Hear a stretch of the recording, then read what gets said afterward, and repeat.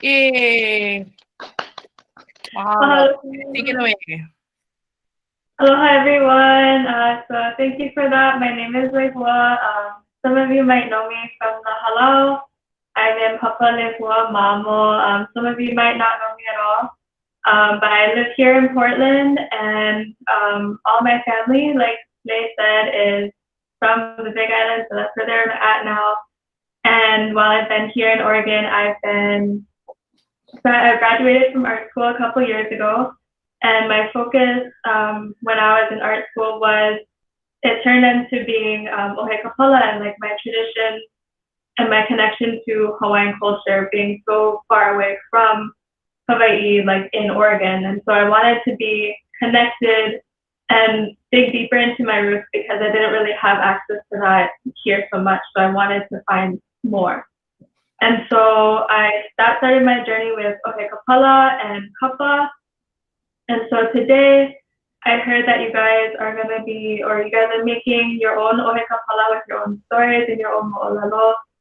So I wanted to share a little bit about my journey with ʻOhe Kāpala and my patterns, what they mean, and also my journey with kapa because the two go together. So I'm gonna go share my screen. Let's see. I hope I can do this right.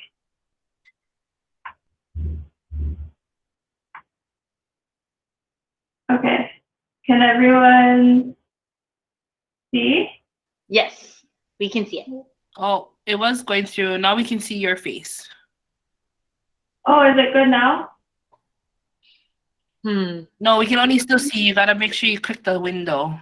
Oh, you know what? Maybe everyone change it back to tiles or Yeah, sidebar. yeah. To what? Oh, I think you're okay. Well, I think for all the students, they just have to change it back to sidebar. There we go. Sorry, we had you pinned. Sorry. Oh, My bad. okay. That was Let me try. Is it good now? Yep, we can see it. Okay. Perfect. So I'll start with this image of my kapala.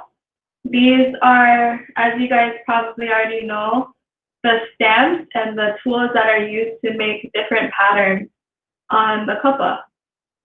And to start this kind of off, I'll start explaining what kapa is and how it's used in our culture and its significance, because definitely the two go together, and you wouldn't have ʻOhe Kāpala if you didn't have kapa.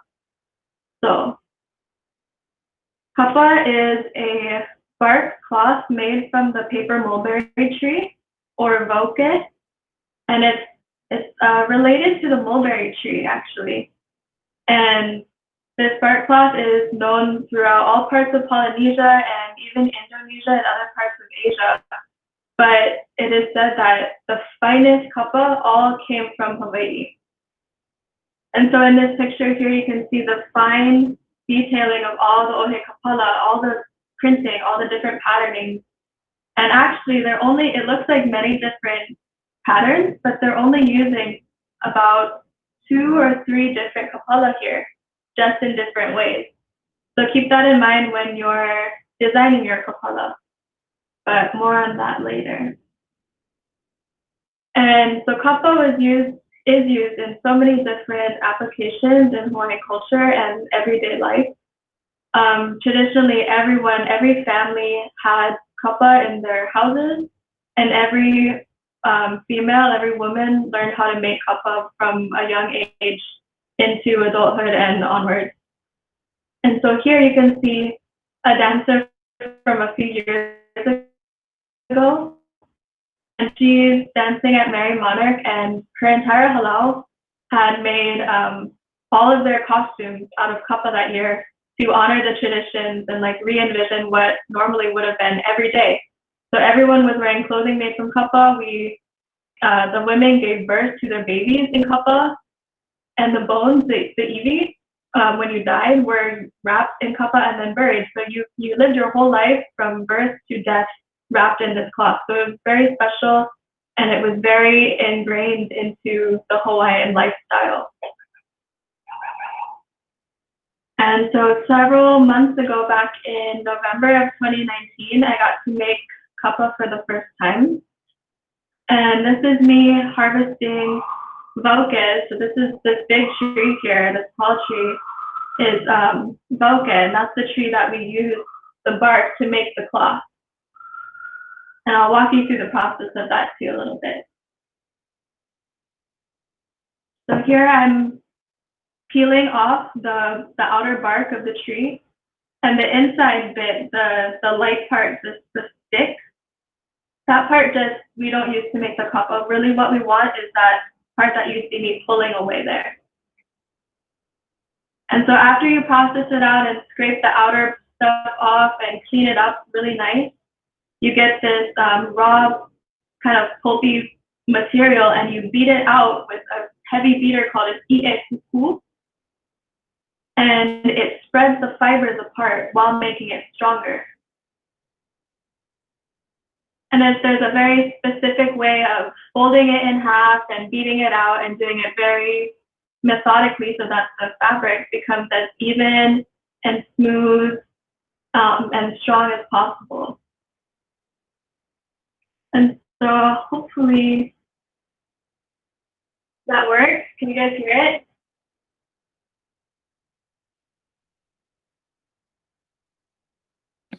We cannot hear it, but we can see it. You can see it? Okay, that works too.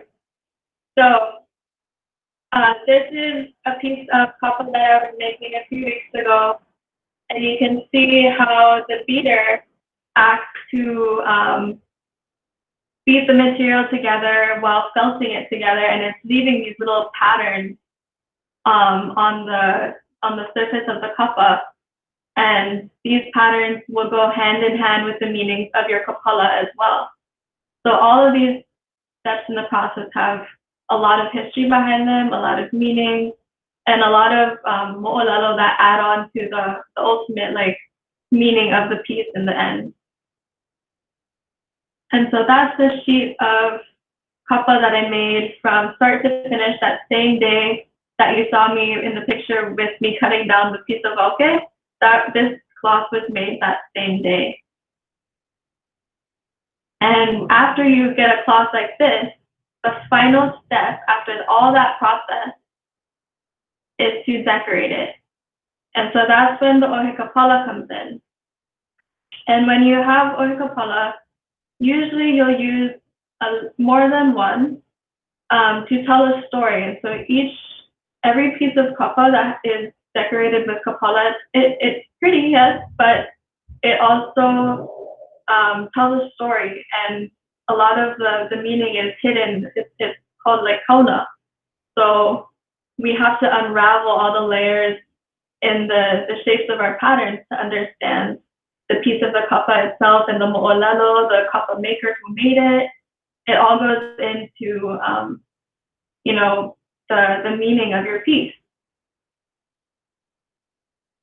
And so these are all the stamps that I have made. I have a few more that I've added since then, but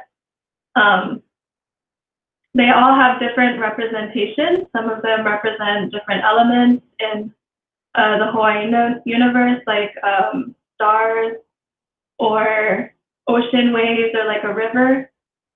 Some of them represent schools of fish or shark teeth or like different types of ferns. And so this, I'll kind of show you a couple little examples of groupings of kapala that I've made to kind of show you guys the symbolism of specific examples of my kapala. And so here you can see 4 different kapala, and they all of them are related to themes about the ocean. And so you have ocean waves, you have schools of fish here. You also have a single fish, showing the skeleton almost of the fish. And then you have the ina, which is the sea urchin, which is my favorite animal and very special to my family. So so each of these kapala, if you use them in different combinations, will create like a different meaning for the piece in the end. And it's not just representing things just like an ocean wave, because as many of you might know,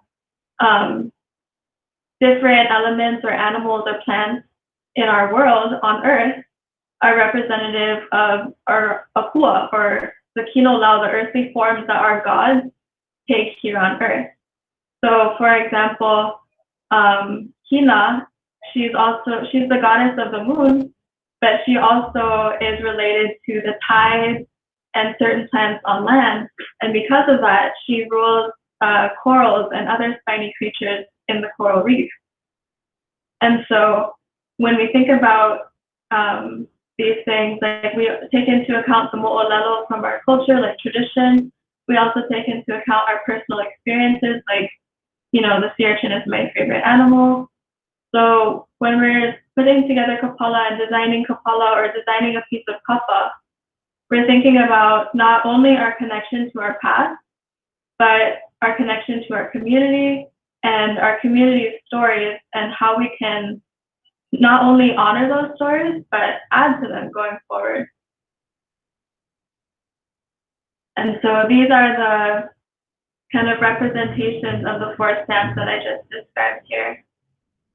And maybe putting this together kind of makes it a little bit easier to see the correlation between, you know, you got the sea urchin on the right here, and there's the sea urchin. And yeah. And I picked out this grouping of Kāpala because it relates to experience and ongoing situation that is unfolding right now in our lives for every single one of us. And that one is Mauna Kea. And I started making these Kāpala back in July 2019 when things were picking up at the Mauna with TNT and everything. And it was really hard because I was here in Oregon, but I wasn't able to go back home yet. So I was trying to use my Kāpala to tell the story of what was going on back home, but also kind of process the distance between here and everything going back home on the Mauna. So from left to right, I designed all these different patterns, and some of them are traditional, some of them are more like my contemporary or like modern designs that I made myself based on traditional concerns. So we have on the left here the Mauna at sunrise, and that's showing like the Mauna and the shadow. And then we also have the next one is the pattern traditionally is called Niho Mano, or that means shark tooth. And that one represents a lot of different things. It could represent obviously the shark and this kino lau. It could also represent people marching into battle or marching for a union, like a united cause, which is what we're doing up at the Mauna. The middle one is the Mauna itself, kind of building off of designs that the Kukia'i Mauna movement has kind of adopted as their kind of own design. The next one, the red one, is all the kia'i, and this one works both ways. And so you can see they're just triangles, right? Like all these different patterns are just triangles, simple lines, little squares, maybe a dot here or there, but they're really simple. You won't see something like, I don't know, like a palm tree, like an image of a palm tree on the actual Kāpala. What you might see instead is a geometric representation of the palm frond, because that's how our kupuna thought. They told stories based on symbolism because they understood it was intergenerational, and so they all understood what these symbols meant. And so it's important that we don't lose that symbolism and we keep adding to it. And so with this set of stamps, I'm adding to it by not only using traditional, things, but doing it with a event that's happening right now in real time. And so, yeah, here's the Mauna, sunrise, and then the Kia'i stamp, the red one, you can see it looks like, if you flip it upside down, this way it looks like angels, but if you flip it upside down, actually, it looks like the Kia'i making the triangle with their hands. So I wanted to just show kind of also like traditional stuff, but also a little bit more contemporary, because you can really make it your own, because that's what's important. Like we want to connect with our kupuna and the way that they told their stories and understood the world around them, but we also want to make it relatable to us now, so that we don't have something that just, you know, doesn't change with our world, because our world is always changing.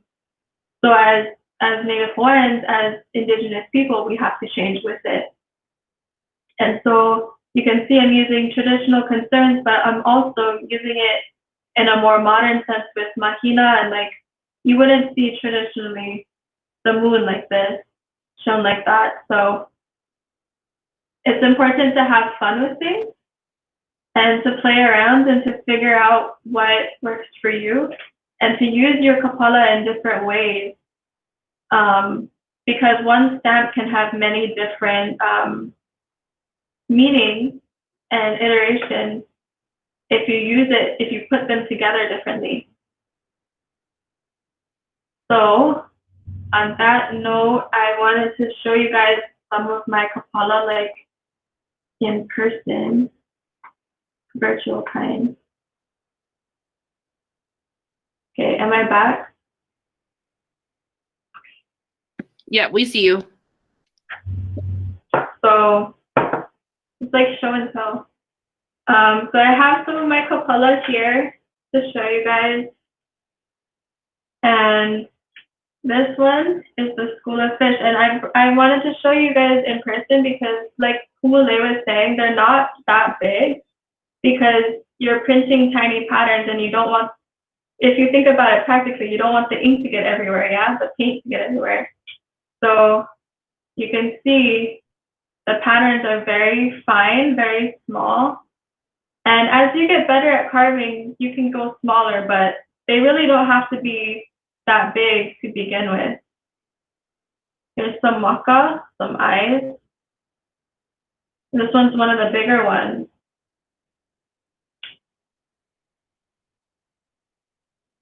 And then there's a stylized mihomano. And you can see this one's really narrow. And look how thin the kapala is. It's very pliable, because when you're using it to print, you want it to be flexible so that it prints the whole image without you having to push so hard. It's better function, I don't know. So yeah, those are some of my kapala. And then here's one of my i'ekuku. This was given to me by my kumu, Uncle Wesley Sen, as my first beater. And this is what you use to make the kapa. And you can see all the little lines here used to felt the pieces together. So similar to cloth, like wool, how they make wool blankets or something like that. The fibers get pushed together almost like they're weaving like that, but over and over and over again. So even though the cloth is getting thinner, it's getting stronger at the same time. And you can see on this side, this is the side that we have the watermark on. And depending on what kind of mo'olelo you want your kapa to tell, you would use a different watermark to put in your kapa at the final beating. So this one doesn't print, but it leaves an imprint in the kapa. So I'll show you what that means.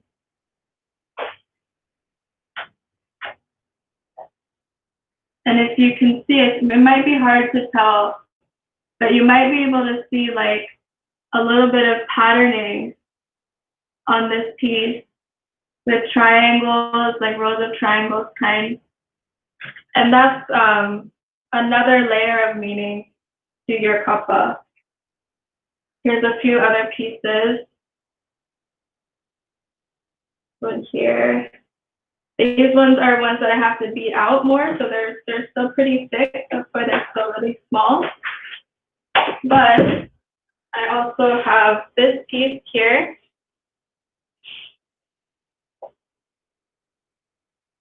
And so you can see, you can do any kind, you really can do anything you want with your patterns as long as you have intention behind it. And really that's what you want with anything you make with your patterns, your designs, your symbols.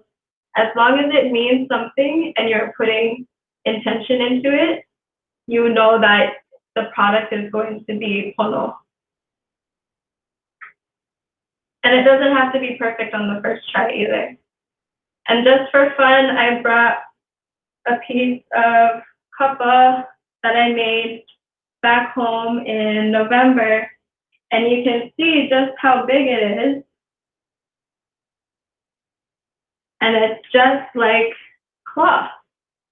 So you can see how our kupuna valued it because it was very warm. It was very pliable, very strong. They could wash it and they could decorate it how they wanted to and do whatever they wanted with it. So on that note, do you guys have any questions or want to show me your kapala or?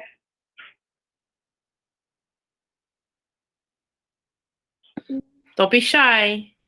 I know, it's a lot to take in.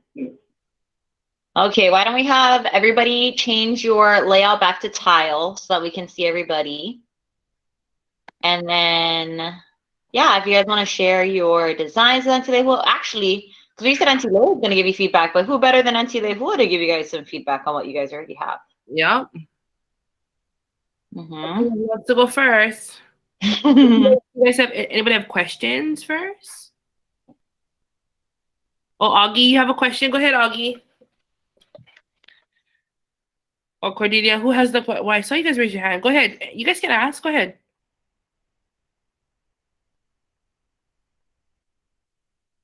Oh, no, we don't have questions. Lehua, how long did it take you to make that kapa piece that you showed us? The one that I think the last piece. How long did it take you to complete that one? This big one? Yeah. I harvested and beat it out in the same day. Nice. Me and Uncle were going, like we woke up we started our day at 7 at the Vulcan Patch, and then by the end of the day, like 5 or 6 had several sheets. So. Wow. But if you use the fermented kind, like if you ferment it, obviously it takes longer. So you can ferment that sheet and then a couple weeks to a month, and then beat it out again, and it's much finer, much easier to beat. For the haumana, could you explain what you mean by fermenting the kapa? Yeah, so you can use the kapa like this, like it's fine just like this. But you can see how there's still like a little bit of like pukas here and there, and like some parts are a little bit thicker, some parts are uneven.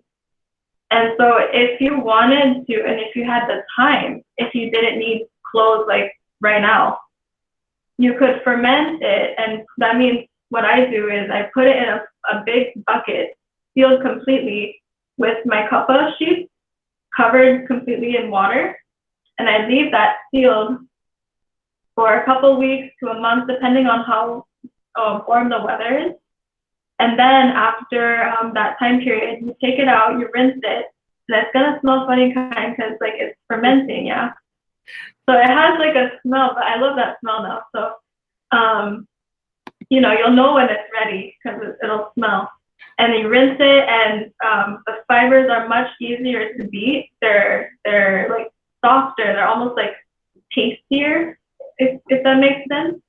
And when you make fermented kapa, the kapa is just so fine, so strong. It's easier to work with, and you can do the watermark on the kapa, and that's where like the kapa of our kupuna, like in ali'i days, that's what they had. They all had watermark kapa, so that was the finest. Like that's the highest tier of like kapa world. The basic one that I have here is fine too, but I plan to ferment that because I want to make something a little bit finer. But it's up to preference. They're both strong. Awesome. Anybody else? So, and if anybody wanted to turn their Kāpala, their design and put it onto ʻOhe, is the ʻOhe up here something that we could also use to carve our design, or where do you get your ʻOhe from? Yeah, so I got my ʻOhe all here in Portland. I used to work at the Chinese Garden, so a few years back we had a snowstorm, ice storm, and our bamboo, it was so tall that we had to cut it because it was bending over with all the weight of the ice. So I got some ʻOhe from the Chinese Garden from that.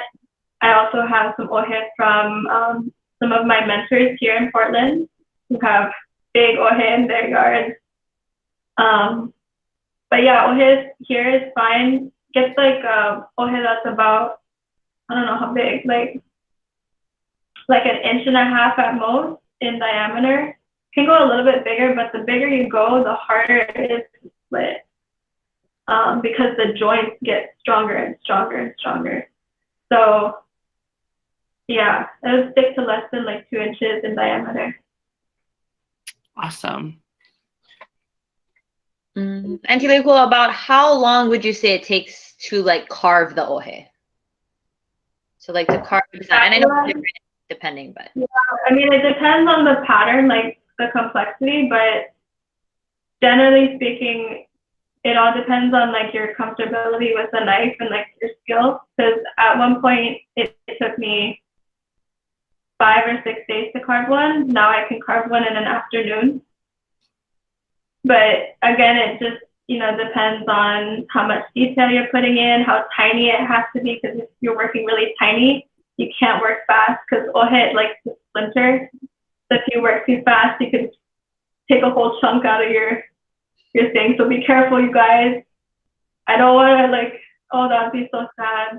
Just be careful, go slow, because you don't want to cut your Kāpala in the wrong way or yourself in the wrong way. So just go slow. Don't try to be like me yet. Awesome. Oh, go ahead, Sophia. What ink do you use to like stamp your Kāpala? Good question. It depends on what I'm using, so like what I'm stamping on. So if I'm stamping onto kapa, I'll use only natural dyes or natural pigments. So that means like colors and inks that I make from plants and flowers or berries or dirt. Dirt comes in many different colors, not just brown. And so traditionally our kupuna use yellow and red ochre and black split for their more earthy pigments, and then they use different types of berries and roots for different colors like red, pink, even blue.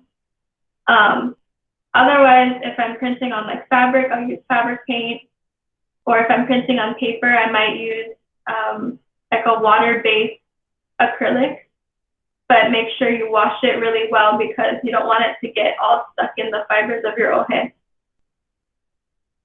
So the plus side of using natural materials is that your ʻOhe is natural material too. So they get along really well.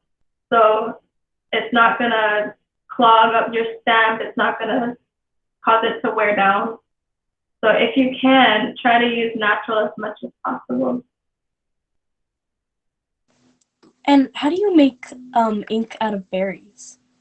Is it just the juice? I would love to like send you guys a recipe at some point. Yeah, maybe Kuʻu can hook that up. But it's actually really simple, and it's non-toxic. So good for the aina.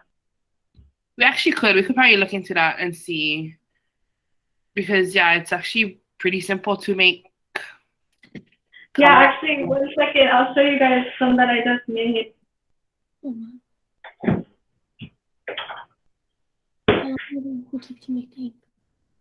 Oh, You can see yeah. it's like this is purple mulberry ink dye, and you can, I don't know, it's so dark. That's how strong the berry ink is, and it's almost blackberry season, so good time of year for that. Have you made dye out of the ʻOhe berry before? Yet? No, Mm. I don't know if I can get like enough, I think, yeah, over here, yeah. because I think I would just want to eat it instead of making. That's what we had to do for our graduation. That's cool. Yeah, and another one that you can do really easy here is turmeric olana. Oh, no, yeah. You can use the powder or the root, either works. Yeah. Awesome. Anybody else have questions? I'll let you short. You guys, any questions? No? Nicholas, you look like you got a question. How long does it how long can you use it for? Like, does it kind of like wear out or does it tear apart? Like, so I'm picturing it like a actual like piece of wood and just like tearing apart.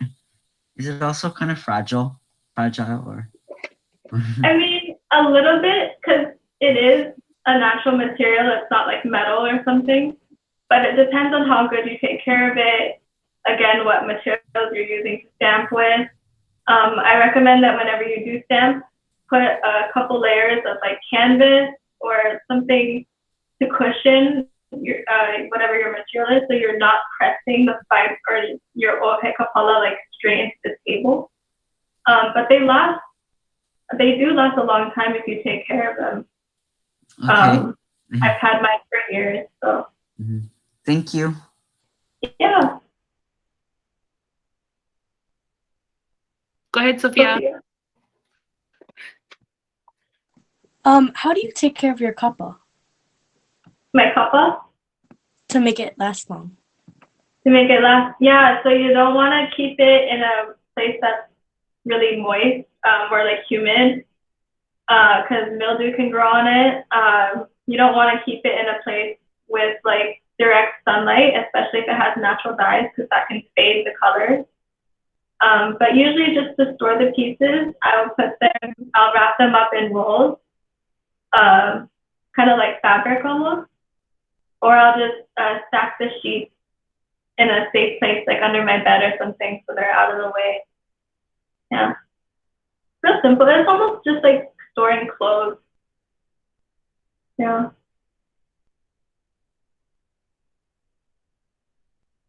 Yes. How do you wash it? Do you ever wash it or? I haven't washed it yet. You totally could though, because it's just like fabric. So, I think the best thing to do would probably don't use any laundry detergent. Just like water and maybe a little bit of salt. Oh, if you take it to the ocean, yeah, wash it in the ocean. Actually, yeah, ocean. And does the ink come off though, or once it's dried, it stays on permanently? Like if it's a natural ink, or? It depends on what you mix into the ink to make it. There's this thing called a mordant, and the mordant helps the dye adhere to the fabric. If you use different ones, it's sometimes stronger, sometimes less. So it depends. Natural materials, they got a mind of their own, so it's always in the air. Okay, thank you. That's fun.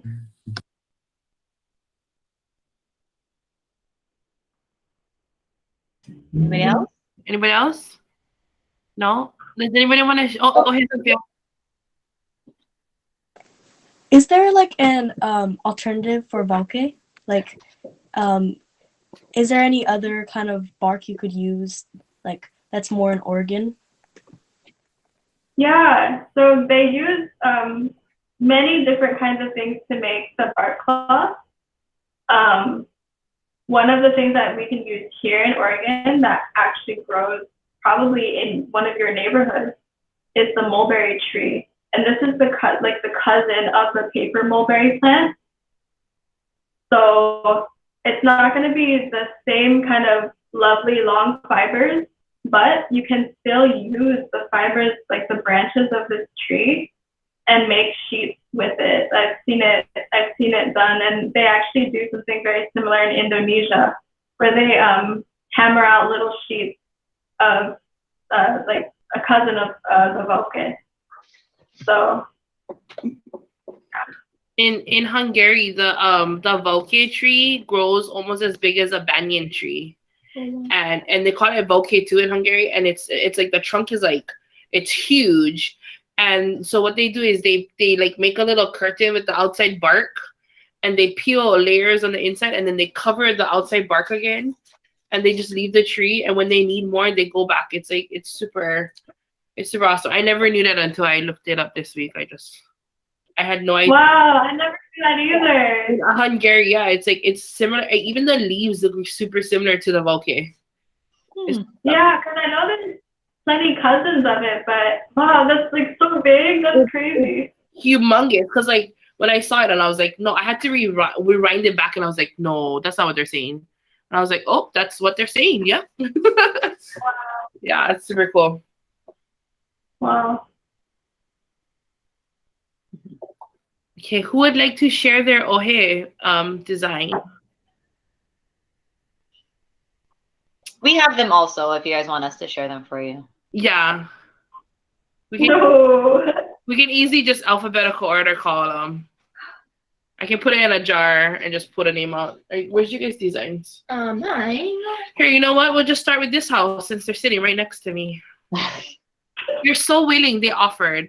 So I was like, oh my God, of course you guys should share it. It's so sweet of you guys for offering. We should let the older one share first. There you go. Okay. If you don't know who the older one is, it goes by age. You have to bring it closer, Hokuya, so we can see. Oh, I don't know if are you guys seeing it? Wait, go down. No, the other way. Oh, wait, where's the design? Wait, which one is the top one right here? Yep. Oh, okay. There, can you guys see it now? Yeah, perfect. Yeah. The wave represents the ocean, which reminds me of Hawaii, where we're from. And then the mountains represent Oregon. And then the two circles, not the center one, the other two, represent family and hula. And the center one represents the sun as like light, guidance, a new day.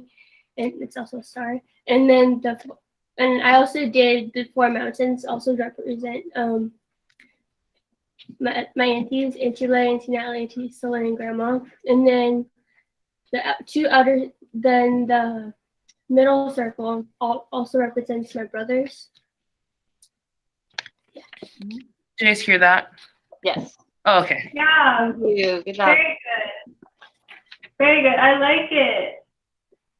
I like the use of the triangles nestled like with the circles together, because when we're designing the Kāpala, we got to pay attention to the positive and the negative space. Yeah, so that's a really good use of positive and negative space in this one. Good job. I also remembered that each wave is past, present, and future. Oh. Where's yours, brother? Can you share? Okay. Can you? Here's Kamalani's. Can you guys see his in a plastic? Can you guys see it? Yeah, it's good. Yeah. Here, Kamalani, go ahead, tell your story. Well, the tree right here represents my family. Each line is our family members, and then that petal right there represents hula, and these triangles represent Akupuna, Makua, and Keiki, which also represents the past, present, and future. Oh, right on. Good job, you guys. Kumule got you guys ready. Like, No. right? I am also hearing about those stories. Never read everything. Okay, next. Okay, go ahead, Mima. Okay, so I haven't dropped, like, I don't know if you can tell, but let me, can you see it better? Yeah, that's better. Yeah. I didn't draw the outline of the ʻOhe Kāpala, but I did draw the pattern. So what I did was it kind of looks like an upside down mountain, I would say, and it represents when going, like, the line that's going, oh, it's upside down. Whoops. Well, the line that's going down, it kind of represents, you know, myself, like, sometimes there's points in life where you fail, but you always get back up and accomplish your obstacles. And so the 4 lines, they represent the ethnicities I identify as. And even though we don't we're not from the same, they're not from the same origin, we all stand tall as one. We protect each other, even though we're, you know, there's points in life where there's negative and positive stuff. And then these rectangular ones together, once you like make the pattern, it kind of looks like a train, because all together my family members from the different ethnicities and then like memories we build, it stays with me along the journey with intention, because like for a train you have like the train has an intention of like where to go. So, Wow. right. And conveniently, Mima, it looks like an M. Yeah, was that planned or? Not really, but I mean it could. Oh my gosh. She really also really loves the train thing. Apparently she loves the train. About this train idea. Yeah, I don't know, like. Wow. Well, we would also like to mention that the assignment was to find things in nature.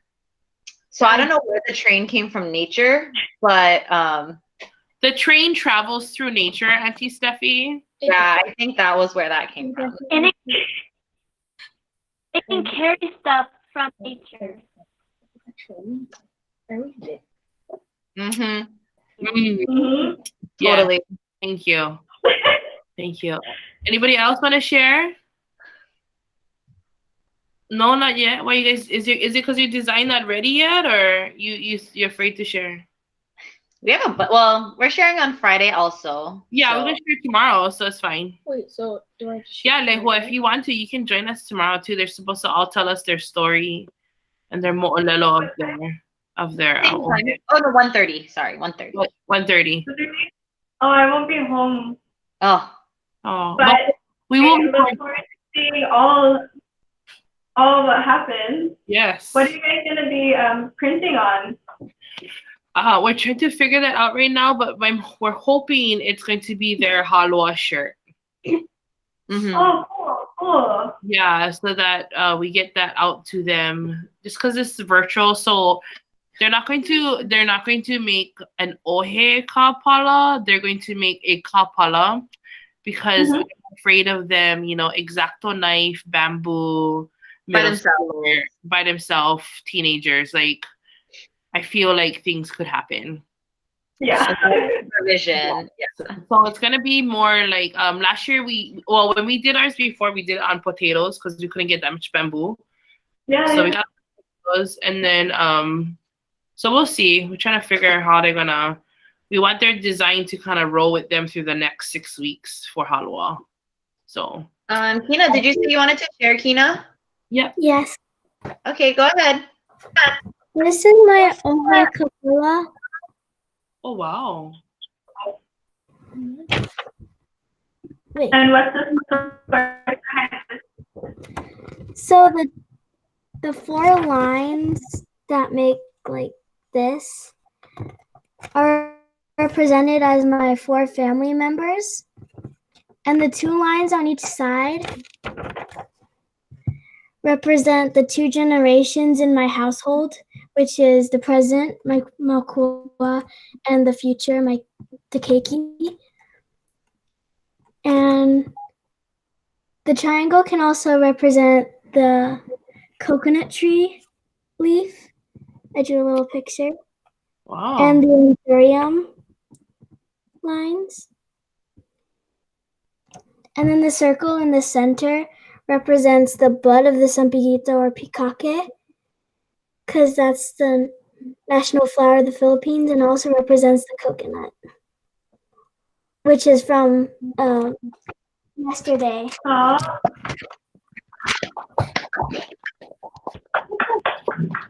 My God. I like that everyone's design is so thought out. Like every part of it has its own part to the whole story. Like every little shape is thought out. Like very good, guys. ʻEkahi. Anybody else want to share? Oh, Augie, are you pointing at Cordelia? Are you volunteering? Are you volunteering your sister? Is your sister said no? Oh, I think that means he was volunteering himself. Go ahead, Augie. Were you volunteering yourself? Oh, that's how that works. If you volunteer someone who doesn't want to go, then you have to go yourself. Normally.